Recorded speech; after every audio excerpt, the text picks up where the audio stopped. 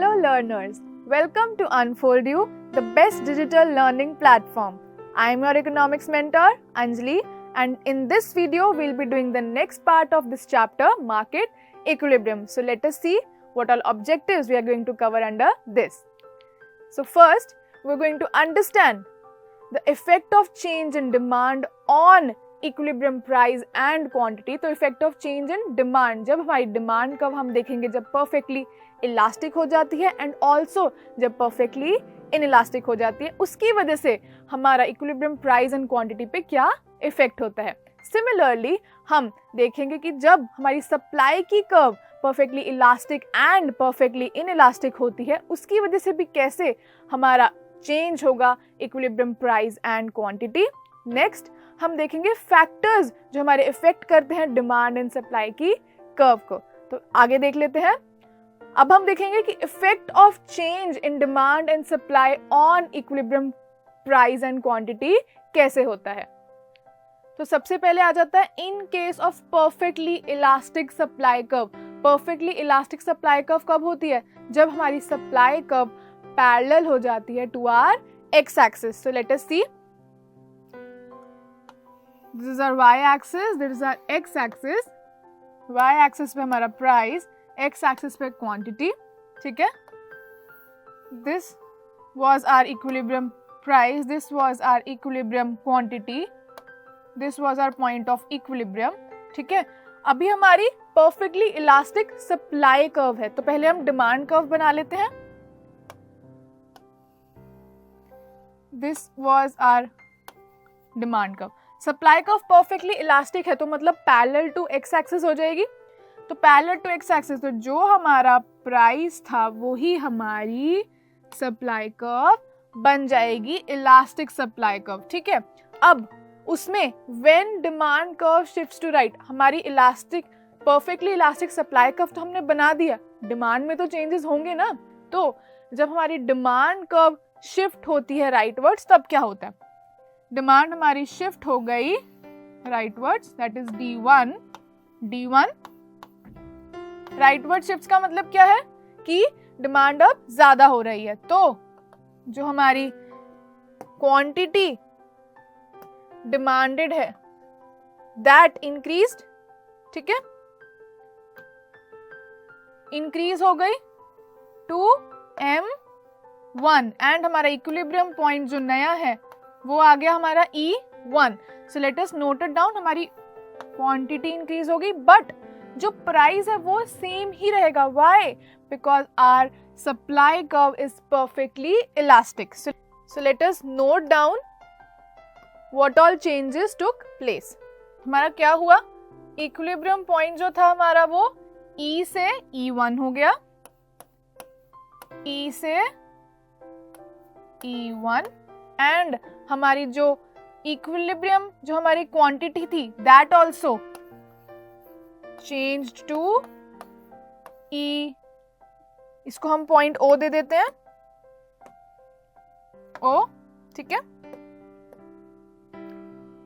That also changed from OM to OM1, increase हो गई from OM to OM1. ठीक है. तो ये चेंजेस आए जब हमारी डिमांड कर्व शिफ्ट हुई राइटवर्ड्स एंड हमारी जो सप्लाई की कर्व थी दैट वाज परफेक्टली इलास्टिक.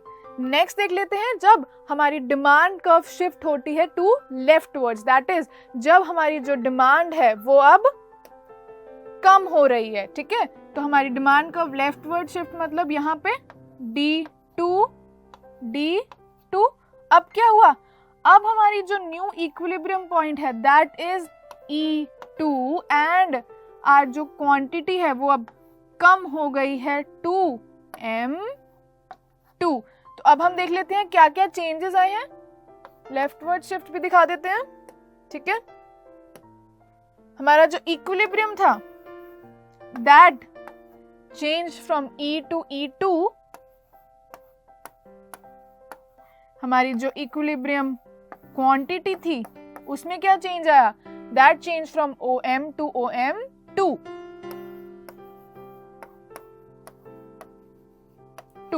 अब क्या हमारे प्राइस में कोई चेंज हो रहा है when our supply curve is perfectly elastic? No, हमारे प्राइस में कोई भी चेंज नहीं हो रहा है। नेक्स्ट देख लेते हैं, जब हमारा perfectly inelastic supply curve है। अब आ गया हमारा perfectly inelastic supply curve. Perfectly inelastic supply curve कब होती है? When our supply curve is parallel to our y axis. ठीक है, तो अब देख लेते हैं, जब हमारा सप्लाई कर्व पैरेलल है वाई एक्सिस में, वाई एक्सिस से P Q, that is y axis पे प्राइस एंड एक्स एक्सिस पर quantity. So let us draw our equilibrium point E. This was our equilibrium price, this was our equilibrium quantity and this is our point O. तो अब demand curve बना लेते हैं पहले, D. अब वो बोल रहा है supply curve is perfectly inelastic. Inelastic का मतलब क्या होता है? When supply curve is parallel to our y axis. तो यही हमारी सप्लाई कर्व बन जाएगी। ठीक है, अब देख लेते हैं first case, when demand curve shifts to right। अब सेम, जब हमारा डिमांड राइटवर्ड शिफ्ट हो रही है, ठीक है, ये राइटवर्ड शिफ्ट हो गई, इससे हमारी प्राइस क्या हुई? प्राइस हमारा इंक्रीज हो गया फ्रॉम OP टू OP1 और हमारा जो न्यू इक्विलिब्रियम पॉइंट है that became E1। So let us note down the changes. हमारा जो इक्विलिब्रियम पॉइंट था वो E से E1 हो गया। हमारी जो इक्विलिब्रियम प्राइस में चेंज हो रहा है अब, तो अब क्या हो जाएगा? फ्रॉम OP हमारा प्राइस इंक्रीज हो गया टू OP1। ठीक है, तो ये चेंजेस दो। अब क्या आप मुझे देख के बता सकते हो क्या क्वांटिटी में कोई भी चेंज आ रहा है? नो, क्वांटिटी में कोई भी चेंज नहीं आ रहा, क्योंकि हमारी जो सप्लाई कर्व है that is perfectly in elastic. Last में हमने देखा था जब हमारी सप्लाई कर्व परफेक्टली इलास्टिक थी, वहां पे हमारे प्राइस में चेंज नहीं हो रहा था बट क्वांटिटी में हो रहा था। इसमें क्या हो रहा है? जब हमारी सप्लाई कर्व इन इलास्टिक है तब हमारे प्राइस में चेंज तो हो रहा है बट क्वांटिटी में कोई भी चेंज नहीं हो रहा। नेक्स्ट केस देख लेते हैं, when demand curve shifts to left. अब हमारी डिमांड कर्व लेफ्ट में शिफ्ट होगी, मतलब अब डिमांड कम हो रही है, तो लेफ्टवर्ड शिफ्ट मतलब leftward. So this will be our new demand curve. इसको D1 दे देते हैं, जो हमने राइटवर्ड शिफ्ट करी थी इसको देते हैं D2 एंड D2। ठीक है, लेफ्टवर्ड शिफ्ट। इसकी वजह से क्या हुआ? अब हमारा जो प्राइस है वो फॉल हो गया। ठीक है, प्राइस फॉल हो गया टू OP2। क्या क्वांटिटी चेंज हो रही है? नो, क्वांटिटी चेंज नहीं हो रही। सो let us note down all the changes. हमारा जो न्यू इक्विलिब्रियम पॉइंट था वो भी चेंज होकर E से E2 हो गया। ठीक है, तो हमारा जो इक्विलिब्रियम था that change from E to E2 and जो हमारा इक्विलिब्रियम प्राइस था वो भी फॉल हो गया फ्रॉम OP टू OP2। ठीक है, तो ये हुआ जब हमारी डिमांड कर्व शिफ्ट हुई, एक तो राइटवर्ड्स एक तो लेफ्टवर्ड्स, प्रोवाइडेड हमारी जो सप्लाई कर्व है that is perfectly inelastic. Next देख लेते हैं, जब हमारा परफेक्टली इलास्टिक डिमांड कर्व है। अब हम सप्लाई कर्व हो गया, जब हमारी सप्लाई कर्व परफेक्टली इलास्टिक थी, परफेक्टली इनइलास्टिक थी। अब हम देखेंगे जब हमारी डिमांड कर्व नंबर 1 सबसे पहले परफेक्टली इलास्टिक है तो क्या होगा। ठीक है, सबसे पहले देख लेते हैं, हमारा y एक्सिस पर प्राइस, x एक्सिस पर quantity. This was our equilibrium price, this was our equilibrium quantity m। ठीक है, and this was our point of equilibrium E। अब वो बोल रहा है elastic, perfectly elastic demand curve है, तो पहले सप्लाई कर्व बना लेते हैं इसके लिए हम।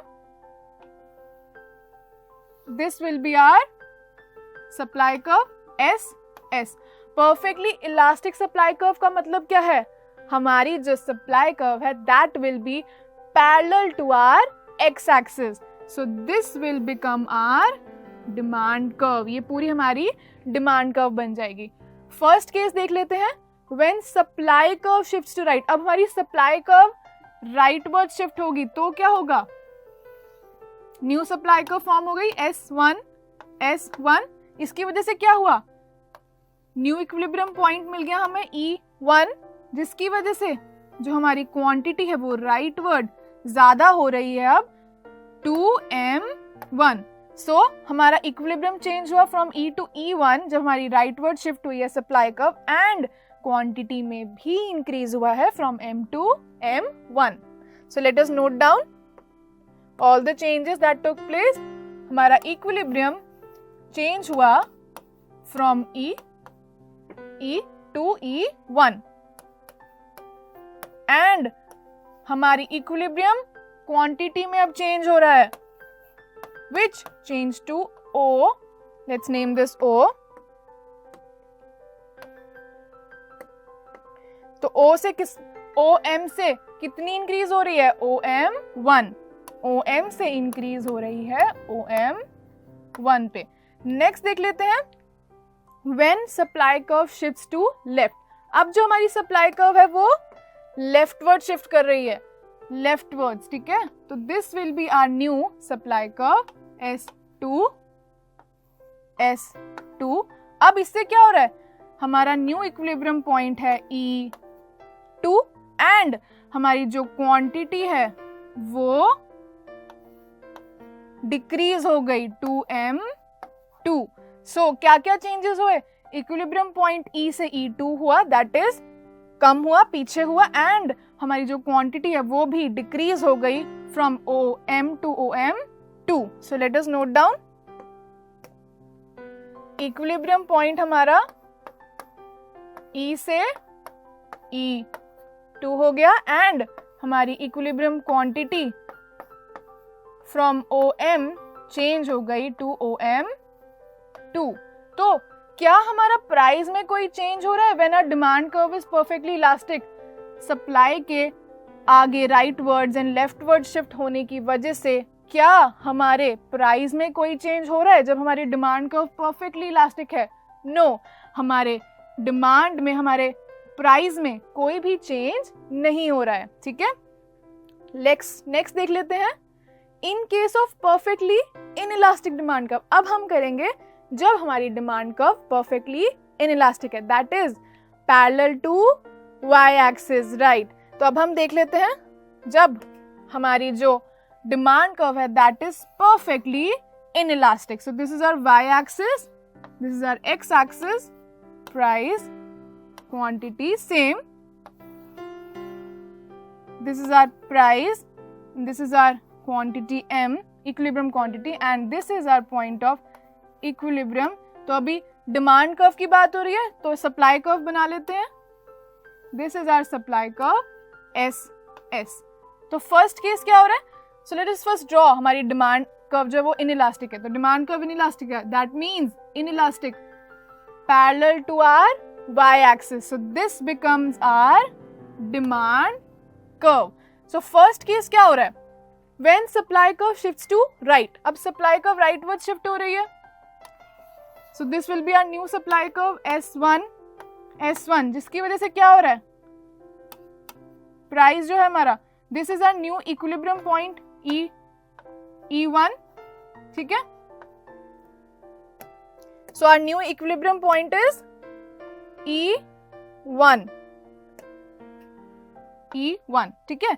तो इसकी वजह से क्या हुआ? हमारा जो प्राइस है वो फॉल हो गया to from OP to OP1।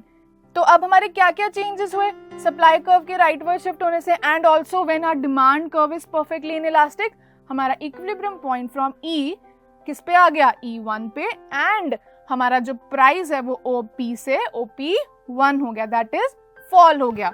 So let us see the changes.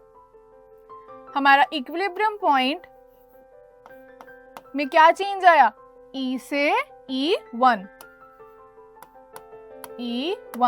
And हमारा इक्विलिब्रियम प्राइस चेंज हो रहा है अब यहाँ पे, तो हमारा इक्विलिब्रियम प्राइस OP से OP1 दैट इज फॉल हो गया। ठीक है, तो ये चेंजेस आए हमारे सप्लाई कर्व के राइटवर्ड्स शिफ्ट की वजह से। नेक्स्ट देख लेते हैं, जब हमारा supply curve shifts to left, मतलब अब सप्लाई कम हो रही है, तो जब सप्लाई कर्व लेफ्टवर्ड शिफ्ट होगा तो क्या क्या चेंजेस आएंगे, let us see. This will be our new supply curve S2। अब क्या हुआ, अब हमारा न्यू इक्विलिब्रियम पॉइंट E2 हो गया, E2 हो गया। ठीक है, हमारा जो प्राइस है दैट इंक्रीज्ड टू OP2, तो this was our new supply curve, leftward shift हो गई और उसकी वजह से हमारा न्यू इक्विलिब्रियम पॉइंट E2 आ गया एंड प्राइस इंक्रीज हो गया from OP to OP2। So let us note down the changes. Equilibrium change हुआ फ्रॉम E to E2, हमारा इक्विलिब्रियम प्राइस चेंज हुआ फ्रॉम OP to OP2। अब same, क्या इसमें जब हमारी डिमांड कर्व इनइलास्टिक है, क्या हमारी क्वांटिटी में कोई भी चेंज आ रहा है? नो, हमारी क्वांटिटी में कोई भी चेंज नहीं आ रहा। व्हाई? अगेन बिकॉज जो हमारी डिमांड कर्व है that is perfectly in elastic. तो आई होप आपको ये change in effect of change जो भी हमारे सप्लाई में आ रहा है, डिमांड में आ रहा है, बीइंग जब हमारी डिमांड कर्व परफेक्टली इलास्टिक है एंड हमारी सप्लाई कर्व परफेक्टली इलास्टिक है, एंड ऑल्सो जब हमारी डिमांड कर्व परफेक्टली इनइलास्टिक है एंड हमारी डिमांड कर्व परफेक्टली इलास्टिक है, एकदम क्लियर है। तो नेक्स्ट देख लेते हैं हमारे फैक्टर्स जो इफेक्ट करते हैं सबसे पहले डिमांड कर्व को। तो फैक्टर्स क्या क्या आ जाते हैं जब हमारा इंक्रीज इन डिमांड किन किन फैक्टर्स की वजह से होता है? Number 1, rise in price of substitute goods. Next, fall in price of complementary goods, increase in income for normal goods, decrease in income for inferior goods, increase in market size या जब population increase होती है। Next, जब हमारा favorable change in taste and preferences होते हैं, and lastly equal distribution of income जब होती है, तब हमारे इन factors की वजह से हमारी demand में increase होती है। So let us see. This is our y-axis, this is our x-axis, price, quantity, ठीक है। So this is our demand curve, D, this is our price and this is our quantity, M, O, P is our price। अब इन cases में हमारी demand curve increase होगी तो मतलब राइटवर्ड्स shift हो जाएगी to D1, price being the same, हमारी जो डिमांड है दैट शिफ्टेड टू राइटवर्ड्स एंड ज्यादा डिमांड होने लगी टू OM। अब सबसे पहले rise in price of substitute goods, जब हमारा टी एंड कॉफी होते हैं सब्स्टिट्यूट गुड्स, जब हमारा rise in price of tea होगा तो हमारी डिमांड कॉफी की इंक्रीज हो जाएगी। Next, fall in price of complementary goods, जब हमारी पेन की बॉडी एंड इंक, ठीक है, इंक की रिफिल, वो दोनों कॉम्प्लीमेंट्री गुड्स होते हैं, जब हमारी fall in price of pen की रिफिल होगी, पेन की बॉडी होगी, उसकी वजह से क्या होगा? उसकी वजह से जो हमारी क्वांटिटी डिमांडेड फॉर पेन की इंक है, पेन की जो रिफिल है, वो इंक्रीज हो जाएगी, तो इसीलिए भी इंक्रीज होगी। Similarly increase in income for normal good की जब इनकम हमारी इंक्रीज होती है तो हम नॉर्मल गुड ज्यादा खरीदने लग जाते हैं, डिमांड इंक्रीज हो जाती है। डिक्रीज इन इनकम, जब हमारी इनकम डिक्रीज हो जाती है तो हम इंफीरियर गुड्स ज्यादा लेने लग जाते हैं, जिसकी वजह से हमारी डिमांड कर्व राइटवर्ड शिफ्ट कर जाती है।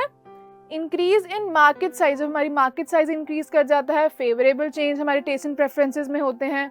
इक्वल डिस्ट्रीब्यूशन ऑफ इनकम जब होती है, इन केसेस में भी हमारी जो डिमांड कर्व है वो राइटवर्ड शिफ्ट करेगी, that is increase in demand होगी फ्रॉम OM टू OM1। ठीक है, नेक्स्ट देख लेते हैं जब हमारी डिक्रीज इन डिमांड होगी, तो इन सब केसेस में जो हम फैक्टर्स अभी स्टडी करेंगे उनमें हमारी डिमांड डिक्रीज हो जाती है। Number 1, fall in price of substitute goods अब ऑपोजिट हो गया, तो fall in price of substitute goods, rise in price of complementary goods. Next, decrease in income for normal goods. Next, अब increase in income for inferior goods, सब opposite हो गया. Next, decrease in market size या population. Next, unfavourable taste and change in preferences, अब मेरे taste and preferences unfavourable हैं. Lastly, unequal distribution of income. तो इन सब केसेस में मेरी जो डिमांड है वो डिक्रीज हो जाएगी. सो लेट अस सी.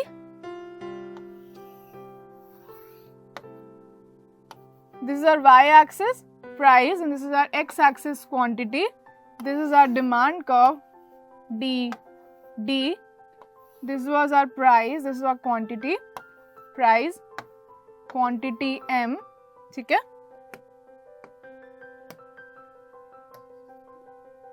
तो अब क्या हो रहा है? अब जो मेरी डिमांड है वो डिक्रीज हो रही है. तो जब मेरी डिमांड डिक्रीज हुई है, दैट इज लेफ्टवर्ड शिफ्ट हो रही है मेरी demand from D to D1.